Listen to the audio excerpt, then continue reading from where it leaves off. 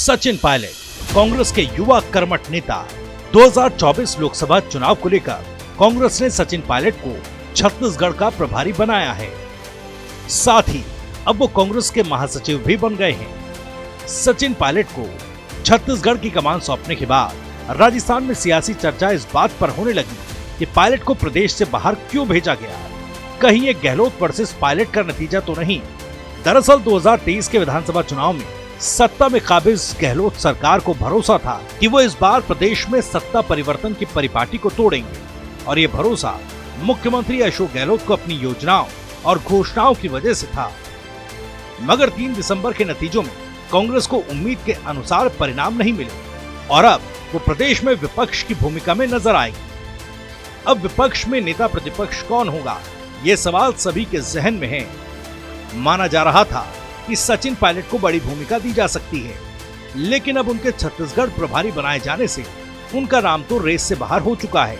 लेकिन अब उनके राजस्थान में विपक्ष में रहते हुए संघर्ष को फिर से याद किया जाने लगा है।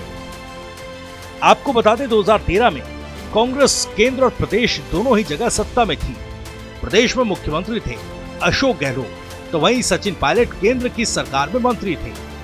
साल के अंत में प्रदेश में विधानसभा के चुनाव होते हैं और यहां गहलोत सरकार को बड़ी शिकस्त मिलती है। सत्ता पर काबिज कांग्रेस को 200 सीटों वाली विधानसभा में महज 21 सीटें ही मिल पाती हैं। वहीं बीजेपी प्रचंड बहुमत के साथ 163 सीटों पर कब्जा करती है। इतनी करारी हार के बाद आलाकमान ने प्रदेश कांग्रेस का नेतृत्व युवा हाथों में सौंपने का मन बनाया और इस जिम्मेदारी दी कि केंद्र में मंत्री सचिन पायलट को प्रदेश कांग्रेस का अध्यक्ष बनाया जाए। वहीं रामेश्वर डूडी को नेता प्रतिपक्ष। रामेश्वर डूडी सदन तो वहीं सचिन पायलट ने सड़कों पर मोर्चा संभाला और वसुंधरा सरकार को घेरने में कोई कोर कसर नहीं छोड़ी। प्रदेश अध्यक्ष बनने के बाद पायलट के सामने सबसे बड़ी चुनौती थी लोकसभा का चुनाव, जो मोदी वर्सेस राहुल गांधी के बीच लड़ा जा रहा था।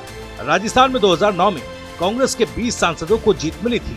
सचिन पायलट भी अजमेर सीट से सांसद थे। 2014 में भी पायलट ने अजमेर सीट से दावेदारी पेश की, लेकिन मोदी लहर में पायलट के साथ ही 24 अन्य सीटों पर भी कांग्रेस को हार का सामना करना पड़ा। ये पायलट की बतौर प्रदेश अध्यक्ष बड़ी हार थी। लेकिन हाँ, इसके बाद प्रदेश में जितने भी उपचुनाव हुए वहां पायलट को हार का सामना नहीं करना पड़ा। यहाँ तक कि 2018 में लोकसभा की 2 सीटों पर जब उपचुनाव हुए तो वहां भी पायलट कांग्रेस को जीत दिलाने में कामयाब रहे।